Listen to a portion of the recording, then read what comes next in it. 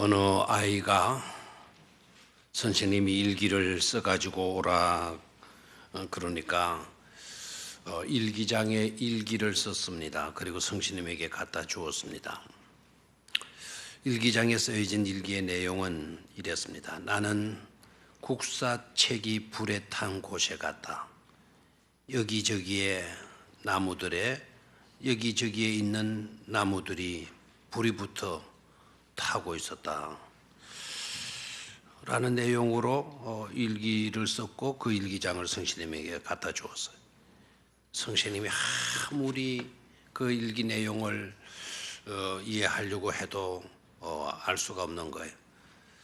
나는 국사책이 불에 탄 곳에 갔다 여기저기에 나무들이 불이 붙어 타고 있었다. 그래서 아이를 불러서 설명을 들었어요. 설명을 들으니까 선생님이 우스워가지고 배를 잡고 떼굴떼굴 굴렀다는 이야기입니다. 나는 국사책이 불에 탄 곳에 갔다. 국사책이 불에 탄 곳이 어디입니까? 불국사죠. 여기저기에 나무들이 불이 붙어 타고 있었다. 단풍이 들었다는 거죠. 참, 이 아이가 보통 아이가 아닌 것 같아요. 좌우에 계신 분들과 우리는 샬롬을 위한 인생들입니다. 그렇게 인사들 나누십시오.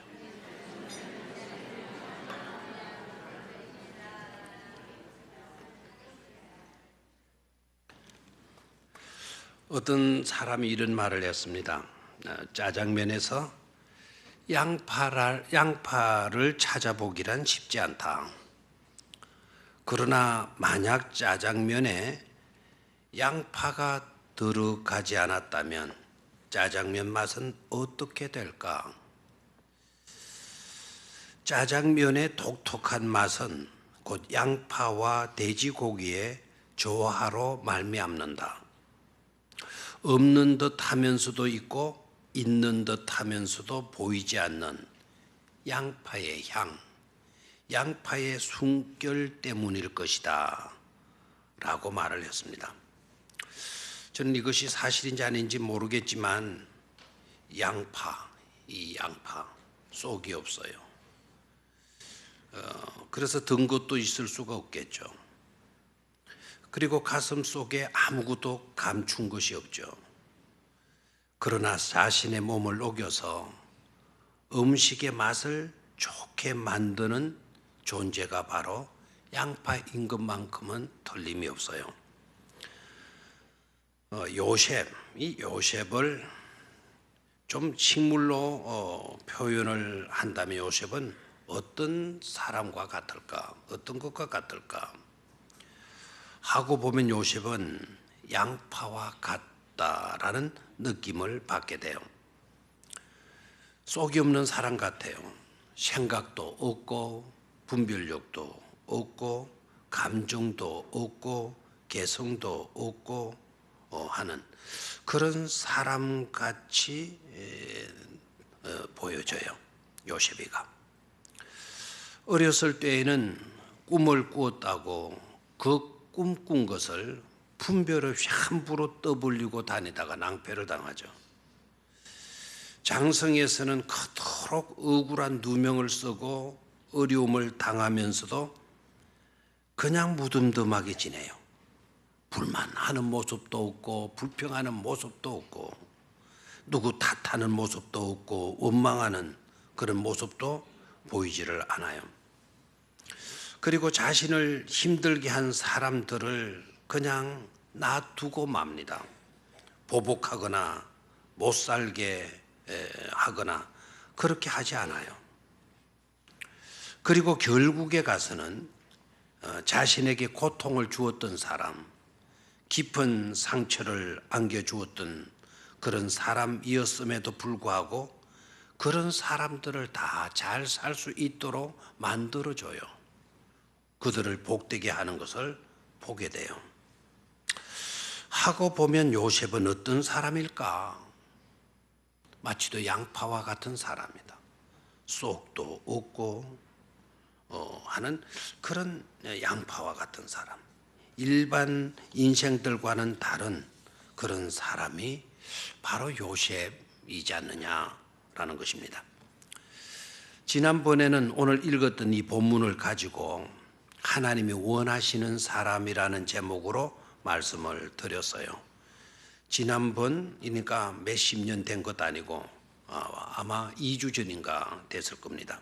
하나님이 원하는 사람, 원하시는 사람, 하나님이 쓰시는 사람은 어떤 사람일까? 라는 제목으로 이 본문을 가지고 말씀을 나누었죠. 하나님이 원하시는 사람은 어떤 사람이냐? 꿈꾸는 사람이다. 하나님이 원하시는 사람은 어떤 사람이냐? 자신의 주장, 자신의 권리 다 내려놓고 아버지의 말씀에 순종하는 사람, 순종하는 사람이 하나님이 원하시는 사람이다. 하나님은 그런 사람을 들어서 쓰신다. 그리고 하나님이 원하시는 사람 또 어떤 사람이냐? 의무를 뛰어넘어서 섬길 수 있는 사람. 세경까지 갔다 오면 되는데 세경까지 가는 것으로 멈추지 않고 도단까지 가서 거기에서 20km나 더 가서 아버지가 부탁한 것을 이루려고 하는 그런 섬김의 사람. 그래서 책임을 다하는 것도 중요하지만 의무도 다 잘 감당해야 되겠지만 그것으로 멈추지 않고 의무를 뛰어넘는 섬김의 사람, 그런 사람을 하나님은 원하시고 그런 사람을 들어서 쓰시는 것이다 하는 것에 대해서 말씀을 드렸어요.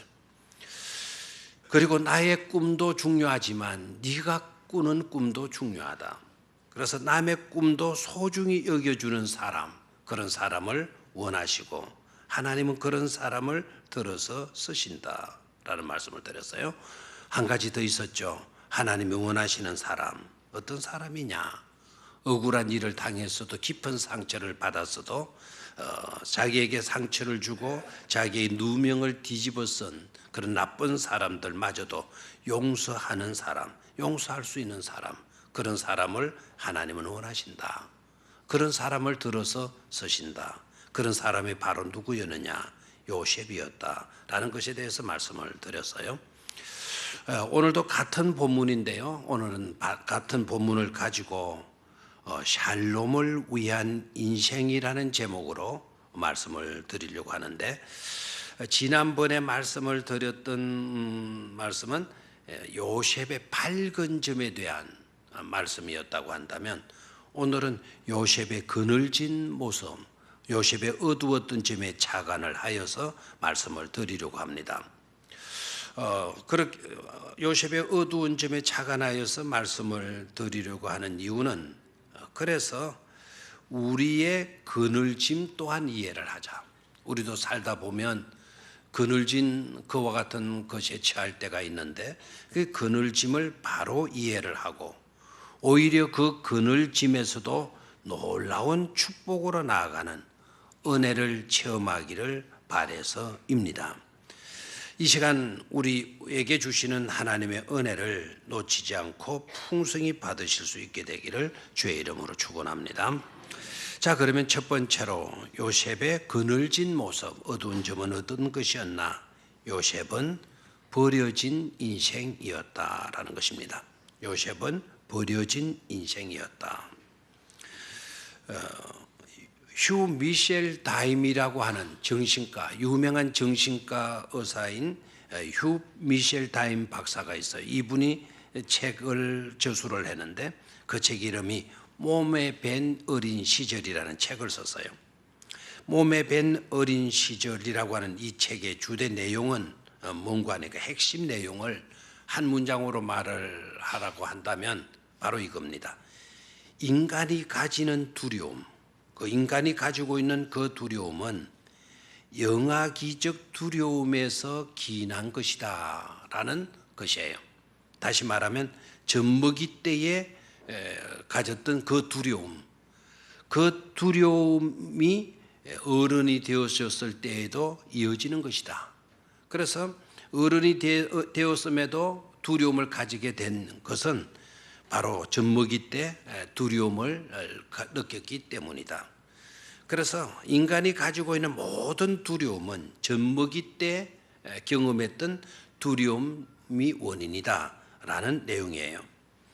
이 사람이 지적하는 영아기적 두려움은 크게 세 가지로 정리를 합니다.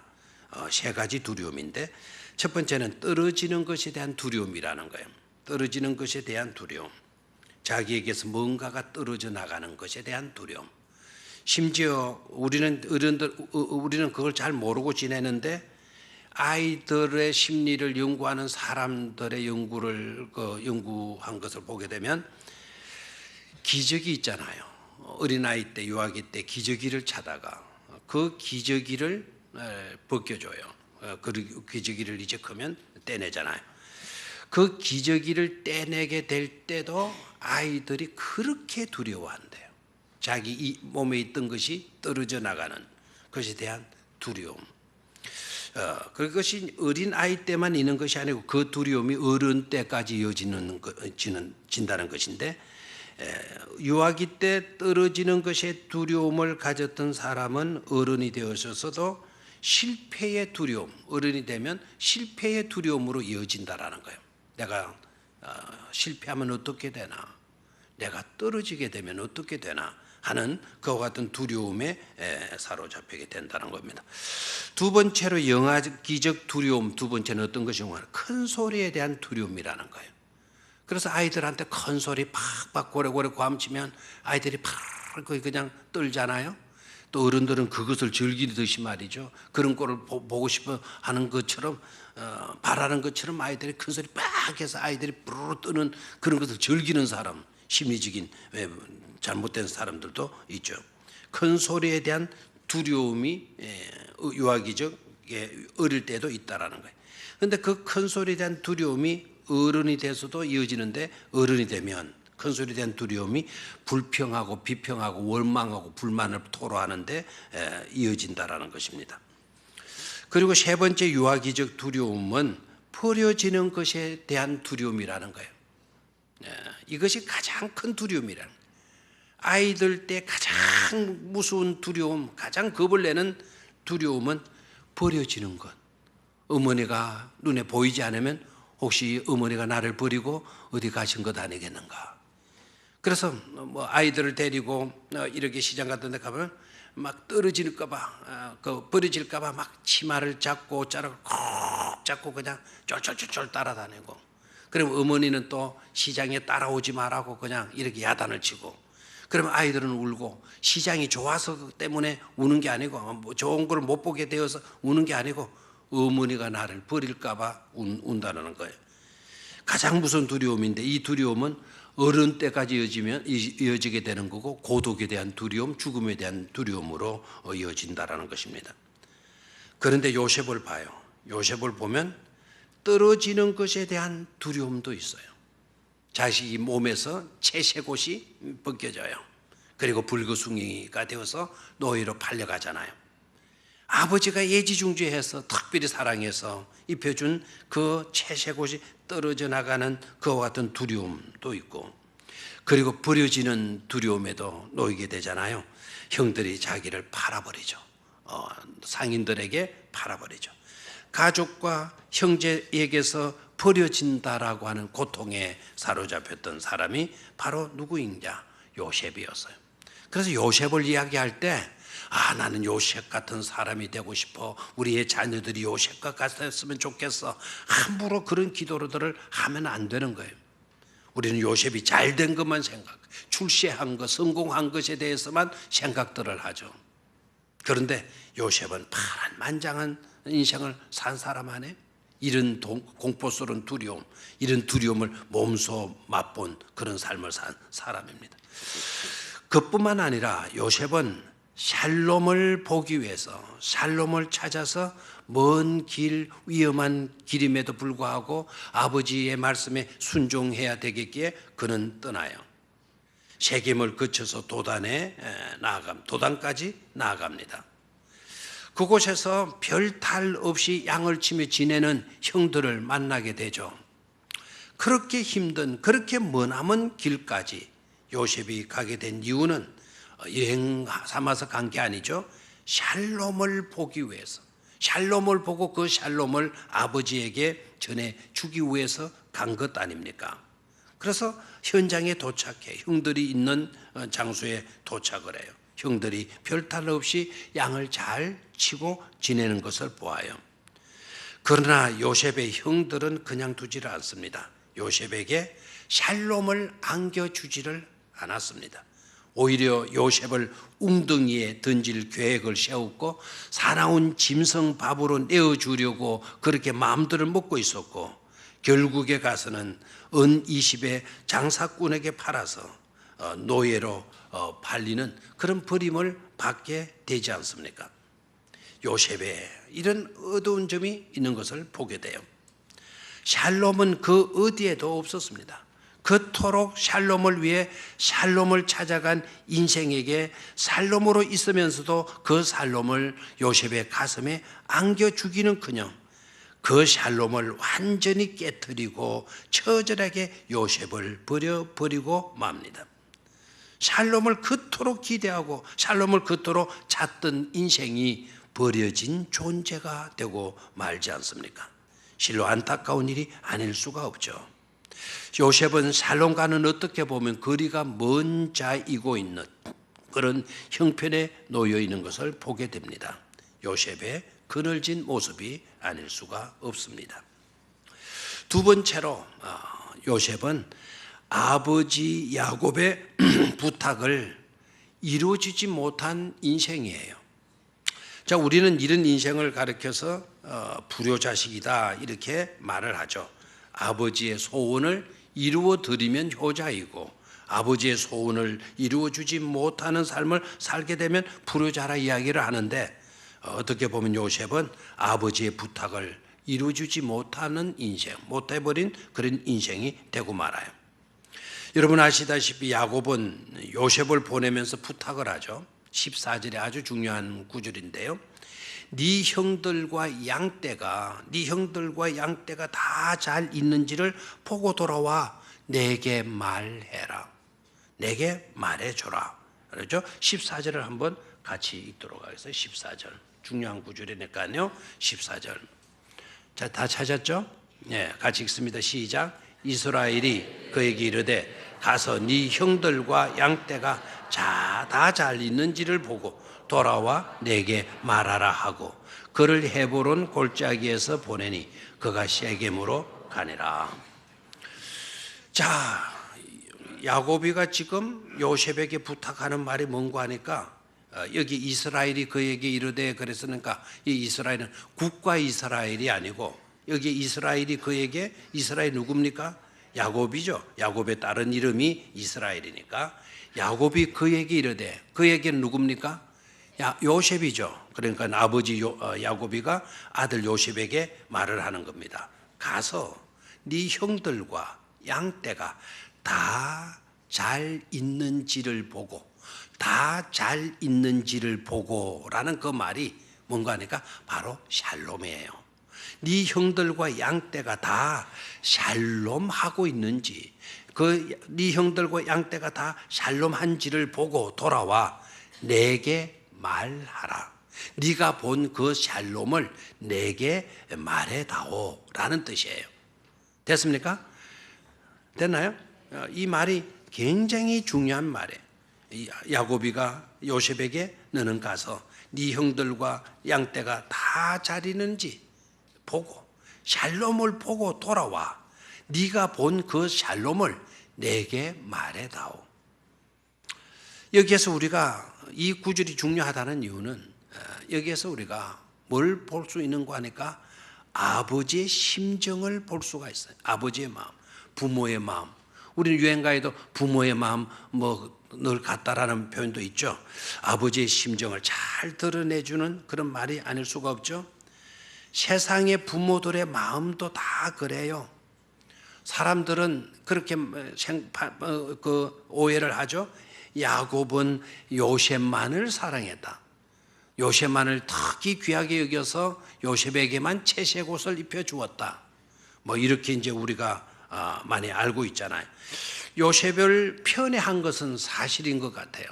그러나 그렇다고 해서 야곱이가 다른 아들들에 대해서는 무관심했느냐, 내몰라라 했느냐, 그런 것이 아닌 것임을 보여주는 구절이 바로 오늘 이 구절이에요.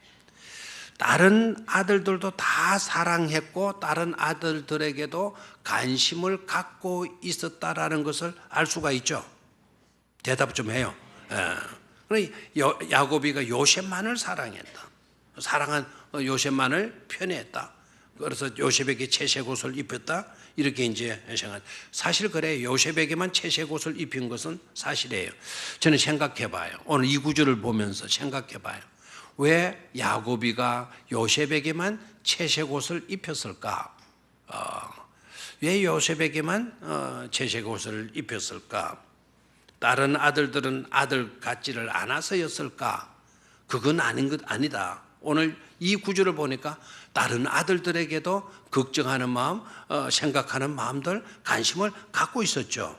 그런데 왜 요셉에게만 채색옷을 입혔을까? 이런 생각이 들었어요. 옷감이 없어가지고. 다른 아들 다 만들어주려는 채색옷이 비싼데 그거 다 만들어줄 수 없으니까 아마 요셉에게만 입혀준 것이 아니냐. 자, 여기서 깨달아야 될 거는 요셉은 다른 아들들도 다 뭐 했다? 걱정하고 있었다. 다른 아들들에 대한 샬롬을 바라고 있었다라는 것을 깨달을 수가 있죠. 그래서 중요한 거예요. 부모의 마음 한결같아요. 다 같아요. 자식들이 편안하게 샬롬으로 살게 되어지는 것을 바라지 않겠어요? 그리고 이것은 한 아버지의 바람일 뿐만 아니라 전 인류의 소원이기도 한 말씀이죠. 전 인류가 바라는 소원이 바로 뭘까요? 샬롬인 줄로 믿습니다. 북한에 가서 우리가 봐야 될 거는 북한의 뭐 핵무기 이런 거 보기보다는 북한에 있는 우리 동족들이 샬롬으로 살아가는 모습을 볼 수 있어야 될 줄로 믿습니다. 우리가 아프리카에 갔다 하더라도 아프리카에 가서 사자를 보고 호랑이를 보고 뭐 뛰노는 사슴들을 보고 그게 중요한 게 아니라 그 아프리카 땅에 가서도 아프리카에 살고 있는 사람들이 샬롬으로 살고 있는 그런 모습을 기대하고 그런 모습을 보아야 될 줄로 믿습니다. 그리고 그 샬롬을 돌아와서 말해주는 것, 그것이 중요한 일이 아니겠습니까? 자, 아버지가 샬롬을 그렇게 바라고 있어요. 그리고 가서 샬롬을 보고 샬롬을 내게 와서 보고 말해주도록 해라. 말해다오. 이렇게 부탁하는 아버지의 부탁을 요셉이가 아쉽게도 들어드려요? 못 들어드려요? 못 들어드리죠. 아버지의 소원을 이루어드리지를 못해요. 엄마 찾아 산만리는 못 때워도 형님 찾아 샬롬 찾아서 300리를 헤매고 다녔지만 샬롬을 보았음에도 불구하고 돌아가서 그 샬롬의 말을 아버지에게 전해주지 못해요. 참 안타깝죠. 어쩌면 그게 우리들의 현실적인 상황일 수도 있습니다. 다들 이 땅에 살아가는 사람들이 샬롬을 보고 싶어하고 샬롬을 그토록 원하면서도 샬롬이 없는 겁니다. 있어야 할 샬롬은 없고 가는 곳마다 시기와 질투와 분쟁, 살인만 난무하고 있는 그런 현실의 모습이 오늘 이 현장의 모습이고 있지 않느냐라는 겁니다. 참으로 비참한 일이 아닐 수가 없죠. 요셉에게서 발견되어지는 그늘진 모습일 수밖에 없는 것입니다. 그렇다면 이와 같은 문제들을 안고 있으면서도 이것으로 끝나면 되느냐? 하나님의 역사나 세상 역사도 절대로 이렇게 끝나서는 안 될 줄로 믿습니다. 자, 오늘 이 본문은 하나님의 역사가 샬롬이 파괴되어진 것으로 끝나는 것을 보여주고 있는 것이 아니라 오히려 그 깨어진 샬롬 속에서 오히려 엄청난 값진 깨어지지 않는 샬롬을 우리에게 안겨주고 있는 것을 깨달을 수가 있죠. 그 비결은 바로 뭐 어디에 있었나? 해석을 달리 하는 데서 비롯되어졌다라는 것입니다. 요셉의 생애에서 특이한 점 우리가 알죠. 팔려가면서도 그는 누명을 뒤집어 쓰면서도 그는 낙심하지 않아요. 불평하지 않아요. 누구 하나에게 원망하거나 누구 때문이라고 탓하지 않습니다. 그리고 그때는 힘이 없어서 뭐 어떻게 할 수가 없기 때문에 침묵하고 말하지 않을 수도 있지 않느냐 하는 생각도 들 수 있지만, 성공하고 나서도, 힘이 주어지고 나서도 공중에 나는 새도 떨어뜨릴 수 있는 그런 권세를 가지게 되었음에도 불구하고 요셉은 보복하지 않아요. 보복할 수 있고 어떤 행편에 놓였어도 요셉은 누구 하나 탓하지 않고 있는 것을 보게 됩니다. 왜 어떻게 그렇게 할 수가 있었나? 해석을 달리 하고 있었기 때문이다라는 거예요. 요셉이가 그런 억울한 일을 당했어도, 그렇게 깊은 상처를 받았으면서도 불구하고 낙심하지 않고 불평하지 않고, 그리고 권세가 주어졌어도, 힘이 주어졌어도 보복하지 않을 수 있었던 모습에서 우리는 예수님의 모습을 생각할 수가 있죠. 십자가를 지면서도 예수님은 불평하지 않아요. 억울하게 누명을 쓰고 억울하게 십자가형을 당하지만 그렇다고 누구 하나 원망하지 않고 낙심하지 않고 있는 예수님의 모습, 그 모습을 요셉에게서도 우리는 발견할 수가 있는 것이죠. 자, 어떻게 그렇게 할 수가 있었나? 해석을 달리하는 믿음이 있었기 때문이다라는 거예요. 요셉의 믿음은 어떤 믿음이었습니까? 하나님의 역사나 세상의 역사가 절대로 살롬을 상실하는 것으로 끝나지는 않는다. 파괴적인 것, 전쟁과 시기와 질투로 끝나서는 안 된다. 하나님은 그렇게 되라고 나에게 꿈을 주신 것이 아니다. 하나님이 그렇게 되라고 내가 버림을 당하게 하신 것이 아니다. 하나님이 그렇게 하라고 나를 고통스럽게 만든 것이 아니다라고 하는 믿음이 그에게 있었기 때문인 줄로 믿습니다. 그렇다면 뭐 때문에 이와 같은 일들을 당해야 되나? 그 이유를 믿음으로 해석하는 거예요. 요셉은 이런 해석을 해요. 깨어진 살롬을 통하여 깨어질 수 없는 살롬을 하나님께서 주시기 위해서다라는 거예요. 아버지와 함께 평안하게, 형님들과 함께 평안하게 지냈던 그 샬롬, 그런 샬롬은 언젠가는 깨어질 수밖에 없는 살롬이다. 그래서 자기는 그런 살롬에 대해서는 깨어졌다. 완전히 박살이 났다. 그러나 지금에 와서 보니 깨어질 수 없는 샬롬을 하나님께서 자신과 자신의 가족에게 안겨주셨던 것을 그는 믿고 있었던 거죠. 악을 바꾸어 선이 되게 하실 것이라고 하는 그런 해석을 요셉은 믿음으로 갖고 있었던 것입니다. 오늘 내가 당하는 이 악불이한 모든 일들, 이건 내가 바꿀 수 있는 것이 아니다. 그 누구도 바꿔줄 수 있는 것이 아니다. 오로지 하나님만이 하실 수 있고 하나님은 그렇게 해 주실 것이다라고 하는 그런 믿음을 가지고 있었고, 그런 믿음으로 그렇게 해석을 했기 때문인 줄로 믿습니다. 하나님의 섭리와 하나님의 역사하심을 요셉은 꿰뚫어 보고 있었던 것이죠. 그리고 요셉은 결국 아버지의 가슴에 샬롬을 안겨주어요. 언젠가는 내가, 아직은 아버지의 소원을 이루어 드리지 못했지만 언젠가는 아버지의 소원, 아버지의 가슴에 샬롬을 안겨주게 될 날이 오게 될 것이다 라고 하는 믿음을 갖고 있었죠. 요셉은 17살 때 아버지의 부탁을 이루어 드리려고 먼 길을 가잖아요. 위험한 길을 가잖아요.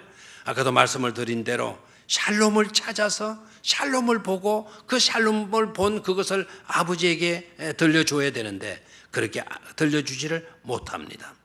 그런데 오늘에서 봐요. 오늘에서 보게 되게 되면 요셉이 이때의 나이가 약 한 33세로 보는데요. 33세가 되고 7년 14, 한 50살이 되어졌죠. 50살이 되어졌을 때에 요셉은 아버지의 소원을 들어드려요. 17살 때 부탁받았지만 그 부탁을 이루어지지 못했는데 이제는 그 아버지의 소원을 들어드리죠. 버금수레를 보내요. 임금이 타는 버금수레, 임금이 요셉을 얼마나 귀하게 여겼던지, 요셉이 부모를 모셔와야 되겠다. 그러니까 바로가 요셉에게 자기가 타는 금으로 만든 버금 수레를 내어주잖아요. 그 버금 수레를 내어주면서 아버지를 모셔오는데 야곱이가 그 버금 수레를 타고 내려오잖아요. 고센으로 내려오는데 이 웬 버금 수레냐라고 물으니까 요셉의 형들이 대답을 해주죠. 요셉이가 살아있고 요셉이가 애굽의 총리가 되었고 그래서 임금이 아버지 모셔오라고 버금 수레를 내어준 것입니다.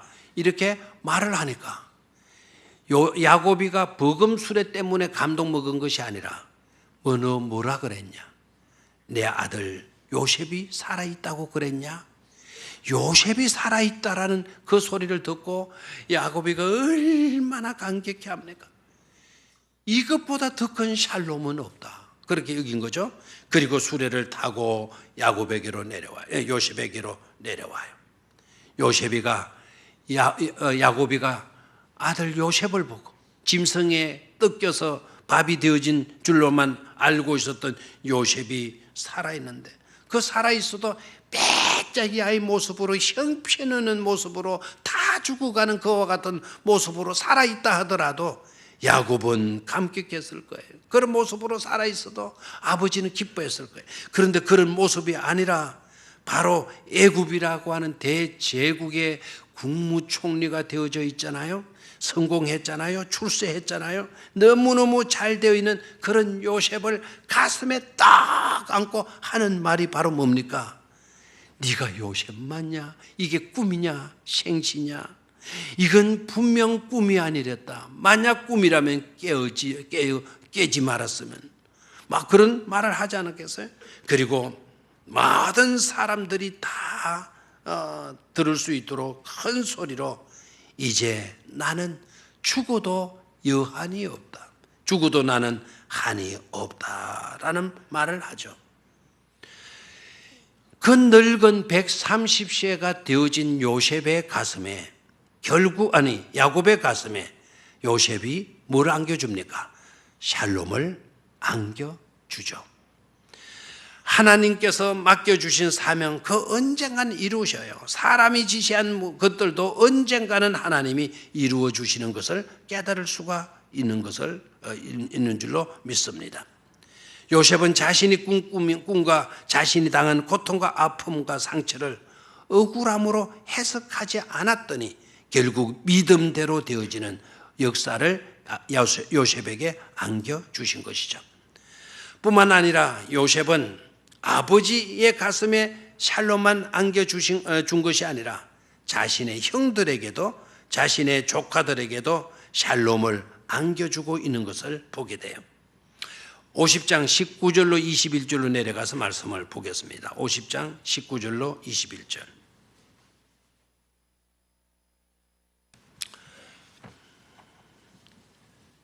창세기는 50장까지 되어져 있죠. 자, 19절로 21절 한 목소리를 같이 읽습니다. 시작. 요셉이 그들에게 이르되 두려워하지 마소서. 내가 하나님을 대신하리이까. 당신들은 나를 해하려 하였으나 하나님은 그것을 선으로 바꾸사 오늘과 같이 많은 백성의 생명을 구원하게 하시려 하셨나니 당신들은 두려워하지 마소서. 내가 당신들과 당신들의 자녀를 기르리이다 하고 그들을 간곡한 말로 위로하였더라 그랬어요. 그들의 심령 가운데 뭐를 안겨주고 있어요? 샬롬을 안겨주고 있는 것을 보게 됩니다. 그리고 그뿐만 아니라 요셉은 오늘을 살아가고 있는 저와 여러분들에게, 즉 그늘짐에 놓인 자들에게도 희망을 안겨주고 샬롬을 안겨주고 있는 줄로 믿습니다. 오늘 우리가 그늘진 곳에 놓였다 하더라도 절망하지 말아라. 낙심하지 말아라. 누구 탓하지 말아라. 누구 원망하지 말아라. 보복하지 말아라. 언젠가는 그대들에게 깨어지지 아니하는 샬롬이 주어지게 되어질 것이라고 하는 그런 희망을 우리에게 말해주고 있는 줄로 믿습니다. 그런 은혜가 우리 모두에게 함께할 수 있게 되기를 주의 이름으로 축원합니다. 하나님 아버지, 오늘은